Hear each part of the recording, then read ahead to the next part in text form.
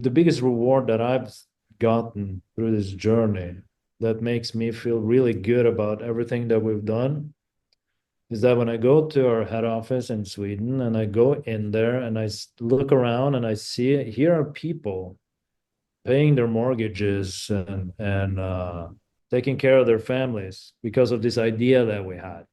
That to me is very, very valuable. Ola Eriksrud PhD, a real life practitioner, coach, physical therapist, researcher, and everything in between, having taught 20 plus years at the Norwegian School of Sport Sciences, as well as contributing a huge amount to the research and development of 1080 motion for the last 10, 15 years. We are going to talk all things about his journey from everything I mentioned to his time working for Olympia Toppen, I think is how you say it, the Norwegian Olympic Committee, to teaching at UConn, to the origin story of 1080 Motion, where he got his name, and some of the biggest stops along the way. So be sure to tune in. Welcome to the pod, Ola Eriksrud. How are you doing today? Tell me something good that's going on in your life, and thank you for joining. No, thank you. It's been a good morning. My mom turned 70 today, so some listeners might know, but currently living in California. So I had to adjust the 9 hour difference. I made a surprise visit for her 50th birthday. She was hoping maybe I would do a surprise visit for her 70th, but it ended up being a phone call this time around. I think it's been an exciting past year on a sabbatical from a this associate professor position, doing writing, exploration, being more embedded in the applied setting, consulting with different teams. Really good journey from a reflection and understanding of your role in the big scheme of things in both rehab and strength and conditioning, but also performance development. So I guess you read my mind a little bit, and how dare I forget the PhD? Ola no, Eriksrud, PhD, Associate yeah, no, Professor, no. Norwegian School of Sport Sciences. He's done some R&D for 1080 Motion for 11 years, the 1080 map, which I'm excited to get into for 14. And I'm totally going to butcher this. Olympia Toppen? Yeah, no, that's good. No, no, that's very good. Yeah, no, it's again, I think that speaks to the applied interest and also being in the field. In Oslo, where the Norwegian School of Sport Sciences is located, right next door is the headquarters for the Norwegian Olympic Paralympic Committee, where athletes come in, they train, they get advice. And there I've been a consultant under different in different areas, being involved as a physio, but also strength and conditioning. And we're probably going to get into this maybe a little bit more later, but also working with technique, motor learning, technique development, and those kind of things. So being in that applied setting, literally about 100 meters, 200 meters to walk from one place to the other, Jeez. which is very, very nice. Heck yeah. So that's been the last 15-ish years plus some time at UConn, which I didn't know about in the 2000s. So currently Yeah. on sabbatical, like he said earlier in the States, but our paths crossed as I've done some work for Tinity on and off for the last kind of 5-ish years, I say. And one of those good people, like-minded, applied, but scientific, and also super smart. Um, and uh, and yeah, I guess now we're officially colleagues, which is, or depending on how official your role is, but we're colleagues anyways. And Yeah, we'll yeah, see if sure, yeah, sure. we'll see if Jack listens to this. But there's this Ola impersonation, that Jack has dialed in pretty good. So I'll Yeah, give Jack a yeah, shout out. yeah, yeah. No, he does a little impersonation there. I wasn't aware of that actually, but you Oh no, live and that's learn. new. That's Yeah, very new. it's very new. It's very new. So I spent the last week. I spent 4 days with Ola and the squad. So I'm excited to officially hear some stories that I've been super interested in, knowing that you have an extensive background with 1080, but also just as a practitioner. So I guess that's our first question, brought to you by 1080 Motion. They're here to make speed happen. Again, it's the product that gets you in, but the people that keep you there, and people like Ola, make having some high level tech a lot more actionable, easier, and impactful for sure. So, what is the coolest slash craziest story of your career? Uh-huh. Uh-oh, Yeah, there's a no, laugh. I like that. yeah, yeah. No, that's. Because I'm sure I'm gonna forget some cool ones, and then I'm gonna be like, oh, I wish I talked about that We can do a one. part two later. We can do a part two, crazy reflections. Yeah, that would be. No, I'll do a couple of three that I think are pretty kind of exemplifies. One of them exemplifies me as a person to some extent, like crazy time optimist. No, I was invited to go to. No, I did a weekend trip to Beijing from Oslo to have one presentation, and I think that is probably one of the dumbest things I've ever done. Not because of Beijing by any stretch of the imagination, but if you're going to China and have a presentation, you should probably spend a little bit more time to learn more about the culture and meet the people. So I was literally in China for about 24 hours having a presentation, and then I left, which is it's an unusual weekend trip, I would say. Yeah, I would Uh, say as well. so that was like one of like my poor planning examples. So the weekend trip to Beijing. No, I was invited by the Beijing Sports University to have a presentation. So I was like, all right, no, let's go. And then yeah, I and then I sit and have dinner, that one day that I'm there, and there's like, well, we could have taken you to the Great Wall tomorrow. And I'm like, yeah, that would have been nice now, wouldn't it? So that was like kind of a bad, poor planning story. Live and learn. Yeah, you live and learn. So I learned from that. A cool story is that I'm in one place and I'm in the gym. We're doing some training and installation of equipment, and I'm just like bending down over by the treadmills just to like tie my shoes, and I stand back up, and then Larry Bird got on the treadmill right next to me, and that was kind of like a wow, that's interesting. It's like being a big basketball fan. It's obviously interesting to have one of the marquee players, the greatest players ever to play the game, just pop on the treadmill right next to you and having a casual conversation, which is so I thought that was pretty cool. Didn't What expect that one. what was your opening line?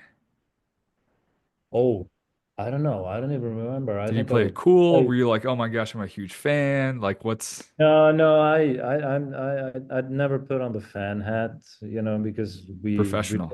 yeah, we're very professional, because it doesn't, I'm not, I don't get struck by celebrities or superstars, and because you've obviously been around and traveled and been to pro teams all over and visited with them. And if there's one thing I learned, and I learned that very early, is that they're just humans. They just Mhm. want to be respected as humans, and not because they're some sort of famous person. And just treat them like you would treat someone else. So that's been kind of my go-to strategy there. But I must say, I was like, whoa, that's Larry Bird. That caught my attention. Let's put it that way. So no, I've just treat them like normal people. That's how they would like to be treated, and not. And I think a lot of people try to take advantage of pro athletes or famous people. So just be authentic, just be who you are, and don't pretend to be someone else. That's that was one kind of cool experience. And then I also had the privilege to be consulting and working with the special forces, and you know help them in terms of technology and implementation of technology and training and recovery and those kind of things. And that was a very sombering experience. In Norway or the States? This was over here in the States. And just seeing how, yeah, and I've even done the same thing in Norway, and seeing that, it's it puts sports in a slightly different perspective, because it becomes a life and death kind of situation, and what they're dealing with and what's at stake. It's not a championship, it's something else. So I thought that was that really made me reflect on what we do and how we think about things and how we try to help people and our role in that mix as well. So that was and they had a wall there of people, different that had fallen in service, and you walked past that every time you went to have lunch or food, and you were constantly reminded of the environment that you were working in. So, and the people there were absolutely fantastic, brilliant. It's like one of the best facilities that I've been to, in terms of non-silo thinking, workflow, sensational. So that's like some of the experiences that you get on this journey, which has been very unique and very invaluable, and makes you or very valuable, and makes you really reflect on what you do, you know. Heck yeah. So that was our first question brought to you by Tenet Emotion. That's the staple of my podcast. And then the following questions kind of obviously individualized to the guest. So we will get on to the next one. So Fit is an online programming software that helps you train more athletes in less time with greater individualization. For in-person or remote training, Fit does so with a streamlined programming process, decision-making trees to help you integrate data into your programming, as well as better communication with all pieces of a high-performance model involved to break down silos. Learn more at fit.io, that's fytt.io, and tell them that Matt Tometz sent you. Samson Equipment has elite strength training equipment and professional weight room solutions that'll get you in the door, but they have the people, the customer service, and the processes that'll keep you there. They've been doing so since 1976, and not only will their equipment completely transform and elevate your training, but they have the people that'll make the process as easy and enjoyable as possible. I can't speak high enough of them as a company from the top down, so please reach out to me directly for their contact information or visit Samson Equipment, that's SAMSON equipment.com to learn more. You have had the pleasure of training on a 1080 Quantum slash Syncro, and for those of you that don't know what it is, it's basically two pulley systems that can go high or low, but also attached to a Smith machine, so a Yep. fixed bar that can go up and down. And it can get, how heavy can a Syncro go eccentrically? Uh, it depends on if you go super maximal. I probably say some wrong numbers now, but it goes high enough. High enough, yes. I got humbled in Utah doing a isokinetic back squat where it only let me go up at zero point 0.1 meters a second for sure. So this Yeah, thing is just a beast. yeah, So I really enjoyed when I was at Utah filming for 1080 and also being a participant, your presentation on some Achilles tendinopathy kind of rehab, combining that with SRPEs and just like that applied side, but also the research side. So from using that for however many years, what, 20 or 15 years ish, a super high level piece of tech. Not everyone can have one. I won't say the price point. It's worth the money though. But what you've learned from using that tech, with all the things that it can do, all the data it can do, what are 1 to 3 things that the yeah. listener can take away from that, regardless of having that tech or not? Just Well, lessons that have influenced your philosophy as a practitioner from that tech. the ability to quantify things that you couldn't previously quantify, that's like number one. That or one bullet there. So that's one thing, because you can do in that with that tech, you can go if you want to do like an isolated shoulder internal external rotation, fine. If you want to do like a hip ABA deduction, fine, you can do that. If you want to do like a partial full kinetic chain check, you can do that. If you want to do a highly controlled high force kind of setting where you want to use the Smith, you could do that. So in essence, the freedom to stimulate and train different movements is all there at your fingertips. And then based upon the loading schemes, the eccentric, concentric settings that you can modify from a load perspective, you can set them independently, and also the speed perspective, you can set those as well. Then you're able to address any portion of the force velocity continuum. You can go from a super maximal eccentric overload, isokinetics, to different kind of loaded to assisted kind of movement. So you have our colleagues refer it to like another term is the Swiss army knife. You have everything there, everything is there that you need really to do a lot of things. So I think that's a big one. And then I think another big one is just sorting through all the noise, and that since you have all these options, right? How do I choose to use it? Like, what are my decisions going in? And then when I educate people and I try to share some of those reflections, it's always start simple, you know.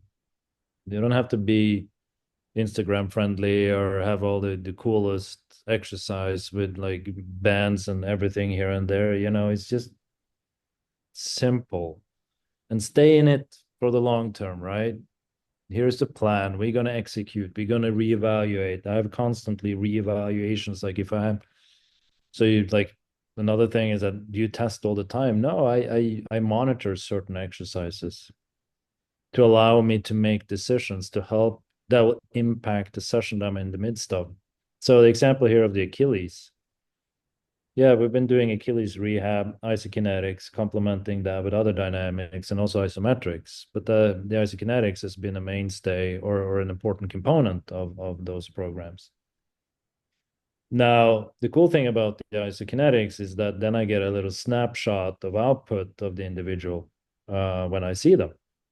And then I just, and then I look at average force and then I go back and I see it's like, whoa, what's going on? And I've had patients where it's been a pretty significant drop off, and you're like, okay, time to have a conversation.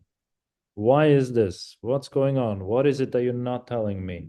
Or is it just happening and we don't have a good explanation for it? But it opens up for that conversation and modification of the session at hand. So you're being individualized on the fly. You're like, you know what? There is no point in going through the loading regimen that I was planning on today. Boom, we have to do something else. So I think it's been a very valuable piece to me in being able to do that, which is ultimately why I got into it, because I didn't have the tools to do it. Now I have the tools, and then it's been an exploration of those tools, finding the right variables that were important for certain movements and certain things that you wanted to understand or actually have an effect on. So I think that has been like the biggest journey, and then being able to share that with the end user in an effective manner, which is where software comes in. Mhm. How am I setting this up? How am I getting to view the things that I want to view and not everything else? A combination of testing is training, training is testing, but also the ability to do simple very, very well, like with the data, if I had to Yeah. kind of try to summarize. So I guess, and I said this to all the PTs at the conference we were at the end of the day, it's just a piece of tech, but because Yes. you can get super high quality resistance, super high quality data, basic, basically, how do you use it to do little case study and science experiment over and over and over again over years? So like the example that I say is, you know, I used the 1080 sprint for 3 years to develop my philosophy as a speed coach, what I believe about resisted sprints, assisted sprints, contrasting, things like that. And then when I go to a college that doesn't have it, it's my philosophy and it's what I believe. And I can do just as just as good training itself with bands, with run rockets, because I believe those things that I've learned through this like kind of case study scientific method. So I guess the ability to do your own studies and things like that is the value of kind of any tech. But at the end of the day, it is just tech and you have to kind of put it all together. So Tech is one thing, but to me it's the ability. There's like two things that have stuck with me. It's like the ability to ask the right questions, because I see people having all sorts of tech and it's great and what have you. But yeah, you need to have the ability to ask the right questions. That's number one. Are we looking in the right place? Are we defining our variables correctly? Are we ignoring continuous variables to look at one discrete peak or average? And the magic might be in the overlay of different phases that are sometimes arbitrarily defined. So that's another thing. And then a wise man once told me, from a human performance and movement and control perspective, Ola, it's not the variables that change that are important, it's the ones that doesn't. Like, what is the body seeking to control? And that is also like a sentence that has like stuck with me, because sometimes what am I offering to adapt for something that I'm unwilling to change from a control perspective? Wow, mic drop. That's a really that's a big statement right there, but it offers off, you can start to reflect on that, and you can start to think about it, and like, what are things that I regulate? What is that I'm willing to compromise and adapt, whereas these things are staying constant? ISOFIT is not just pioneering isometric strength training, but they are opening up a brand new world of possibilities with health and performance benefits through isometric training and their own groundbreaking product. With patented force matching technology, they're reshaping the boundaries of functional health and human performance. Discover the future of health, fitness, and sports performance at isofit.com. That's ISOPHIT.com, and tell them that Matt Tometz sent you. I guess I'll give an anecdote. Adam sent me the most recent overspeed study. They did 10 sessions over 5 weeks. Yeah. And it was interesting is stride length and rate didn't change, but ground time got faster, flight time got higher, and also forefoot reach, or they call it horizontal distance. Yeah. If you put the hips on the ground and then how far does their foot touch from that? So I thought Yeah. that was interesting. I would have guessed that stride length, stride length and or rate would have changed, but I guess it was everything else. But no, that's good. Some good Yeah, and food. then yeah, no, and if I'm not gonna I'm writing up some reliability stuff on assisted sprinting right now. I wrote the introduction 2 days ago, and it's interesting how different studies show different things there. In reporting that, and there's actually two good meta-analysis out on it right now. One is on acute effects, like what happens, like what is the immediate response. The other one starts start try to dig up, what's available from a chronic perspective, what happened as a consequence of training. And here you can also piggyback onto the motor control things, because you're actually towing the organism if you're in fact doing overspeed, because assisted sprinting and overspeed are different things, just to Yes. clarify. But if you're doing overspeed, you're going faster than the organism is able to do on their own. And like, what kind of reactions does that set off in the human body from a protective perspective, right? And this is, I think these are the boundary conditions that you're flirting with, and you have to be cognizant of. And you hear people having done it, and you get very interesting physiological reactions reported by some, and it's fascinating, actually. The Because it is certainly a stress to the system that is very different.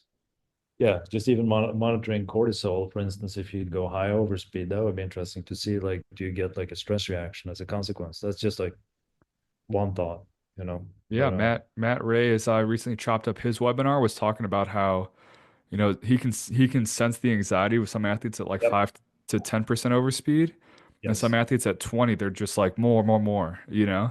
Exactly. Um, So this is where, and I think those observations by Matt there speaks to the individualization, right?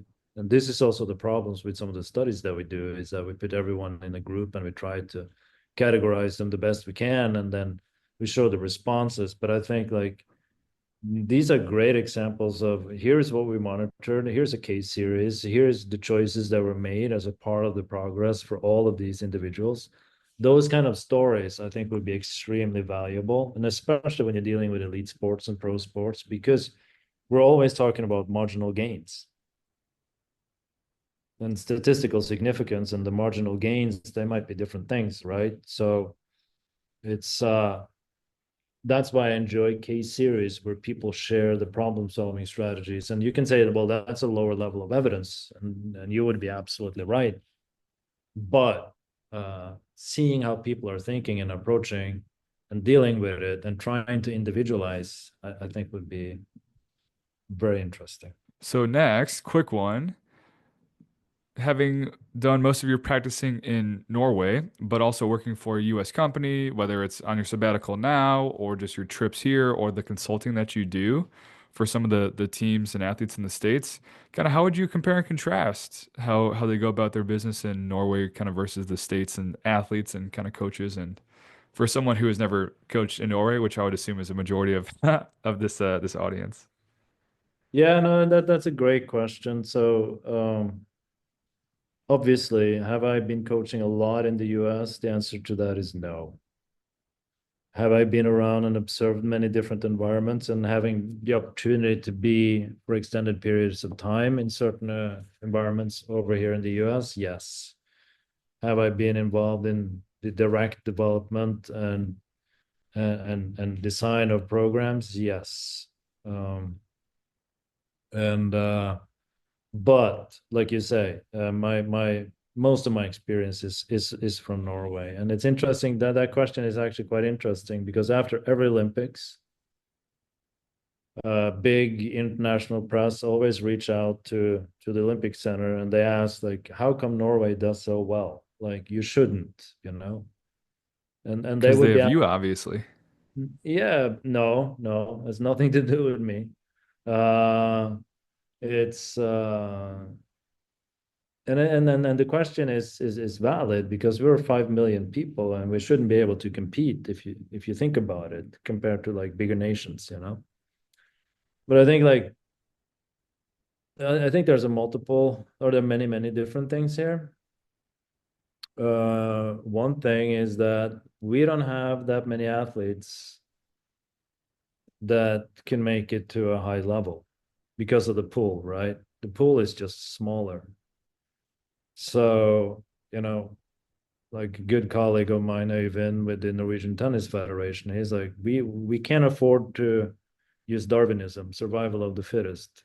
If we have a talent, if we have some good players, we have to put all the resources, put it to play. How can we best help this person, you know? So we cannot do the survival of the fittest kind of strategy.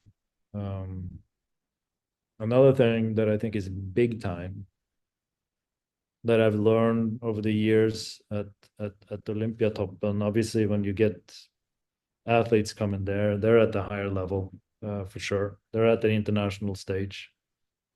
But I think a big thing is ownership and understanding and education. They understand their own training process because we can have a session with them. And we can go through like if we're using like technique and technique changes, which is obviously a very difficult undertaking. But if we're on that topic and we want them to make subtle changes of how they do things, it's like one session, you know, 2 hour sessions a week. It's not gonna cut it. So if they're skiers, say, um, we have to educate them on this is what we want you to be doing when you're not with us, and here is why. And spending a lot of time on them understanding how to execute a task, um, making sure that, and this is where internal versus external feedback becomes imperative, like the calibrating the internal feedback so they have a feeling for, you know, this is the way we should be executing it and reinforcing that. So I think education and ownership is massive in that regards. And I see that, you know, my son plays on a basketball team here. That is a very good one, actually. Uh, that is certainly Darwinism. It's not individualized. That it's not prescribed in a manner. Training dosages, understanding data, using data. Like it's time to rest now. Resting is a very important part of training. Doesn't seem to exist in that program. I'm not mentioning names now, but it's like how do you juggle that? How do you balance that? Yeah, no, it makes sense. And the foundation of that being the pool or lack thereof to where the value of someone who does make it to training at the center, like the yeah, their value because it's like supply and demand, you know. But I guess if I have to give you an equally as mind-boggling quote, it's do athletes succeed because of your training or in spite of it? Kind of I that don't- Darwinism approach, you know, where it's like, are they just the ones that their body, how they adapt to training, the style of training meshed with their coach that they happen to have, and they didn't, you know, where like the same or a different athlete with the different coach could have been just as successful because they were paired with that coach. Their styles didn't, you know, super yeah, interesting. With the remaining time, let's call it, I don't know, 15, 20 minutes, something like that. my goodness. Basically, I want to hear some of the biggest stops along the way. That first, what is the origin story with you getting into 1080? As I see, your 1080 map started before your R&D with them. So kind of how did that come to be? Then some of the biggest stops along the way, like contributing to the Sprint 2 or whatever it may be, just some stories about kind of your contributions to helping, you know, make kind of 1080 into what it is. So I guess we'll start with where it started. Yeah, no, that's an interesting question. And where did it start? I think it started well, it started before I went to college, kind of like sitting at the local mall, mimicking how people walk and making fun of it and tried to, copy people. So it started with like looking at movement and having an eye for movement, I guess. I don't know. Um, then I, became a physio, a UConn grad, and then got out of school and we learned, I had some great teachers, wonderful mentors there, for sure. And then getting into practice and you start to do the things that you learned in school and you're like, this doesn't add up.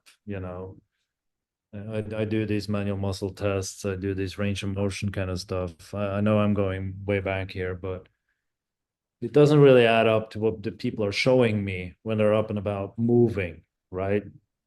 So that raised like a lot of questions to me. It's like, are we really assessing? So it started a lot from its assessment testing perspective. Are we really assessing things that we should be assessing, or could we do a better job in that regards? So I think that's where I came from, and then you know this kind of interest led me to meet Jessica Parnevik and Ali Gellem. Jessica, a physio, and Ali, a wonderful, one of the best tennis coaches, phys coaches there is. And we had like a similar view on, yeah, this is weird. We're missing something. So then we were like, we need to look, if we're going to look at movement, unloaded movement, if we're going to look at mobility, and if you look at the physics of it all, mobility and the ability to control that movement, let's call it stability. Both of those are tightly linked. So we started to look at these physical traits, and we were always interested in the global component, the full kinetic kinematic chain, because we've had the same observations, all of us. And that's where we created a uh, a test for mobility, and we said, okay, it's three-dimensional, so 360 degrees, three planes of motion. That's 1080. So it's as simple as that. And then we called it movement assessment profile, the map, because the most important, and that's the why the map. Well, you have to know where you are on the map if you're going to know where you're going, because the most important function of a GPS is knowing where you are, right? Because it's only when you know where you are when you know where you're going. So that's why we call it map, because you can draw out the route that you have to take to get to where you need to be. Uh, so that's how we created 1080 map, and my PhD was actually on the development of this and validation of it, and repeatability and application of it. So we got, because we had these hypotheses, like if I do this kind of, and we based it upon the star excursion balance test, the foot reaches, and the shortcoming of the foot reaches, the star excursion balance test, is that it doesn't really challenge transverse plane movements at all. That's number one. Doesn't challenge hip extension really. It has a big challenge on ankle, sure. And it does not integrate with the trunk or the upper body. So we used similar directions, but we made a structure and a system around using hand reaches to integrate hip better, upper body, and trunk into the mix to get a reflection of that. And then we set up a series or a combination of tests that we knew that the upper body movements are similar, but the lower body movements are different. That allows us, because different tests would impose different mobility demands. And if we saw like certain tests were limited, we knew, okay, this and this and this mobility is impeding my ability to do this action, this behavior. So that's how we put this together. And we created a system on it, and it's still up and running. I should use more time on it because it's a very valuable tool. Everyone that uses it say it's great, but it's a matter of time and having the opportunity to do the necessary things to get it out there. But if you reach out, I can provide you with some intel on it. So it started there, and then we were like, well, this is good, but this is unloaded condition. We need a way to load these movements up.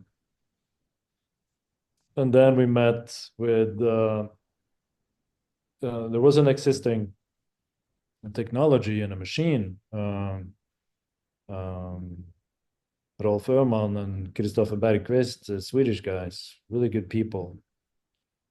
They had this machine, and we were looking at it, and it's like, holy cow, this technology fits the way that we think extremely well. Let's do something. And then one thing led to the other, and that was the creation of 1080 Motion, which was kind of like a hardware branch, if you will, of 1080 Map, because these are technologies that now allows us to get into force, speed, power, those kind of things. And then we started with the quantum there, or the trainee test that it was called at the time. So that was the beginning of that. And then, now we can start to do these movements under loaded conditions. And then we're starting to explore, like, okay, so people say, well, if you're, if you don't get the speed here, just work on the force capacity. But with the combination of the quantum and the mobility component, we were able to show that, you know what, I can get higher speed here if I just work on mobility, because I'm just releasing certain parts of the kinetic chain to allow you to express force through a bigger excursion. Boom. And there you go. There you have speed. So looking at this integrated approach, that was like a big part of it. And so we were, starting to explore those things and continue to work on that. And then I always had a desire to get into like bigger, more global behaviors, and the quantum had a restriction in that it only went to 8 meters per second, and B, it was a 5-meter line, which is great for what you do it, but it doesn't allow you to do maybe like some locomotive patterns or those kind of things, which led to the development of the 1080 Sprint to have a mobile unit to allow you to do even faster actions. How long did it go from you bringing up the sprint idea to it becoming a thing? It's a good question. The timeline back then is a little blurry, to be honest, but it was actually like we brought it up, and then there was like, well, should we be focusing it? It's always like internal discussions on these things. But the quantum was first. The quantum was first, yes. And then we got some funding from the Swedish Swim Federation. So we did the sprint. The first application of the sprint was actually to use for swimmers. So we got that, and then we developed it. And then we started to explore it. And then, the iteration sprint 1 came, and that was, it was well received, I think. And definitely track and field felt like, okay, this is touching on something that we we've been really wanting and been able to dial in. And so track and field were certainly like early adapters when it came to that. And then you saw different kind of sports having a speed focus, getting into the mix, and then it started to be applied in different environments, ice hockey, speed skating, American football, baseball, basketball. So it started to spread kind of organically within this space. But at the same time, I was like, when we named it, and I'm one of the people responsible. It's not me. Everything, all of this development, just so that is crystal, all of this is team. It's like you have a role in this, and my role there is the applied stuff, like how does it work, what kind of variables should we do, what kind of movements should we target, and then we have brilliant engineers and programmers that are able to solve these things. So it's a team effort, right? I'm not drawing up, like, I'm not doing the temperature modeling or these kind of things. The people that are good at it do those things. I know what I know, but I also know what I don't know. So then, it opened up for many different sports, and we saw people starting to be creative. And the sprint name, I'm starting to use it more and more in rehab. I'm starting to get more and more into rehab, and not necessarily healthy, for both the quantum and the sprint. And I always say this, but it's almost a misnomer that we call it a sprint, because it's so much more than Oh, sprinting. for sure. And starting to get into applying it into the rehab context, and that's we're seeing that maybe a little shift in this now, in that people are understanding and realizing that it's actually quite a potent tool in a clinic to get patients up to do, you know even ACL post up, doing isokinetic retro walks, for instance, or heavier walks isokinetically, um, getting people up and move about, right? And that has been a revelation, I think. And I'm using it. I'm using the sprint way more in the rehab context than I thought I would ever do. And it's proven to be very, very valuable. And I see it like in different teams that I work with. You see it used quite a bit in that aspect, which is very nice to see, actually, coming from a physio, because considering this is where it all started, right? And then everything, and we've been very, we haven't gotten ahead of ourselves. And some people might say, well, that you could have done it faster, sure. But I think we've grown very organically. We've hired in really great people. The team is great, different competencies, taking the time, getting the right people on board, getting into the philosophy. Everyone is on the same page. And from that, expanding. The US operations started, a long time ago too, and that has been an important part. And now expanding, other markets, new areas. So it's been a very and then obviously the latest thing is like one of the things that we saw and we got feedback on from the sprint one and the quantum was, we need a easier access, or we need it to be faster. We needed to if I want to train or rehab, I just want to do my stuff, and I don't want to set all this stuff up. So having user interfaces that are fast to get into, battery, you don't need the power and all that stuff. So that has been like the second generation of machines, doing a full new machine park there, which has been a very interesting journey from a hardware perspective. And now a lot of stuff is going on with the software. Mm. So, and then it's been kind of like and like the biggest thing for me, I think, in this journey the biggest reward that I've gotten through this journey that makes me feel really good about everything that we've done is that when I go to our head office in Sweden and I go in there and I look around and I see here are people paying their mortgages and you know taking care of their families because of this idea that we had. That to me is very, very valuable. Very valuable.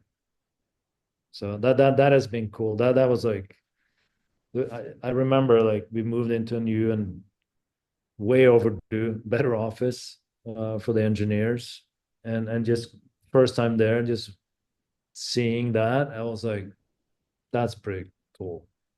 That's so that was like a very it's a very like humbling and rewarding moment for me personally just to see that. So I thought that was neat. And Yeah, I need to remind myself of that because at the end of the day, it's the team. Mm. At the end of the day, like we can have all these fancy stuff. That goes for like the application of our technology too. The technology without the right knowledge of how to use it's not so good. And the same thing with the team that we have, our staff. It's like we're nothing without those people. Like we're nothing. That's what makes the Navy. yeah. No, I think So ending on almost like a motivational speech there at the end. no, no, that was super cool. And first, I do want to speak on the people of 1080 again. I've been collaborating with them for 5 years. And it's the product that gets you there, gets you in, and the people that keep you there. And I mean that, where, you know, if there wasn't the onboarding of Adam, or if there wasn't, like I spent Monday, Tuesday, Wednesday basically exclusively with Peter, the president, because he was my Uber driver because I didn't have a car, and just like clients call him and he picks up within 10 seconds, and just like there's things like that that just like make it so much worth it. But to speak on how you kind of ended that with seeing things kind of come full circle, or seeing your ideas kind of come to life, I think that there's a lot of value in that. For example, that's why I like making YouTube videos and writing articles and things like that, because I have this idea in my mind, like the 6 marketing videos that I made for 1080, all of the intros, and like once I have all the shots, and then I'm like flying home and I'm like thinking about, okay, I want this to go to that, and then to see that come to life, I think is super, super powerful. And that's Yeah, and that's what's tough in training, is there is such a delayed gratification to it. I mean, this yeah, has been super delayed for you, like 10, 15 plus years, but just to have something that you can see kind of come to completion, I think is super, super valuable when there are those things in training that aren't intangible, about enjoying the process, and we're just setting the foundation as a middle schooler for when you're in college and kind of things like that. But I can only imagine kind of how full circle that was for you. no, and it's like no, it's like work in progress. You're touching on something important there, and it's the parallel to training is very, very valid. That's a great parallel, but because it's the journey, right? It's like you started off like, what are some kind of cool experiences here? It's about that journey and the relationships that you now have with people. Yeah, it's been ups and downs, no doubt, but like the people that you've met and you interacted with is really is really interesting. It's really and another thing too is another reflection on this topic, it's yeah, we have people in Norway that use our tech, but it's also kind of if I came to Norway speaking English, it would have a different weight that if I'm just there, I'm just kind of like the village idiot, kind of Same. the same story. So like you're the perception and the reception that you get um in Norway versus elsewhere is quite fascinating. But yeah, from watching people at the mall to Beijing, and to the States now and everything in between, from Yeah, the yeah. Quantum to the Sprint 1 to the Sprint 2 to the Syncro to the cable. Super, super cool journey. So thank you very much for sharing. Yeah, yeah, no, it's I probably missed bits and pieces of that journey in there, but at least it gives people maybe listening like where are some of the thought processes of or perspective of some of the people behind it. And again, I would like to reemphasize the team. Mhm. This is a team effort. It's a team thing. Fantastic. So thank you very much again for your time today, for your openness, kind of the variety of stories and a super cool journey. And I knew that this was going to be good, kind of having known you a little bit in person, but kind of following your stuff and some of this. Yeah, there you go. Jack does it better than I do, but no, thank you He's very much. he's And pretty good at uh it. Yeah. and where can the listeners get more of you?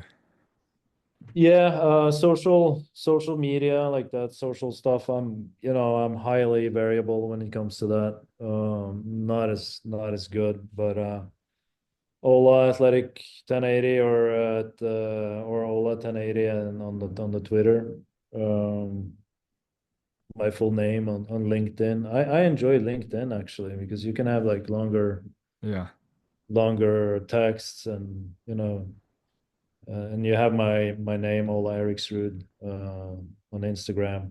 Occasional post there, and then Athletic 1080, athletic1080.com and 1080 map. Um, and then if you're more into the research kind of things, I think I have an updated profile on LinkedIn and obviously on ResearchGate. Try to keep it up to speed. of course. Well, all of that will be in the show notes. We'll probably just go Instagram and LinkedIn, and then they can find the other stuff kind of from there. So thank you very much again for your time, and I look forward to talking to you next, and hopefully seeing you in person. And will you be in Dallas? No, I will not. So I'll see you sometime in the future, hopefully. Sometimes in the near foreseeable future. Awesome. That sounds great. All right.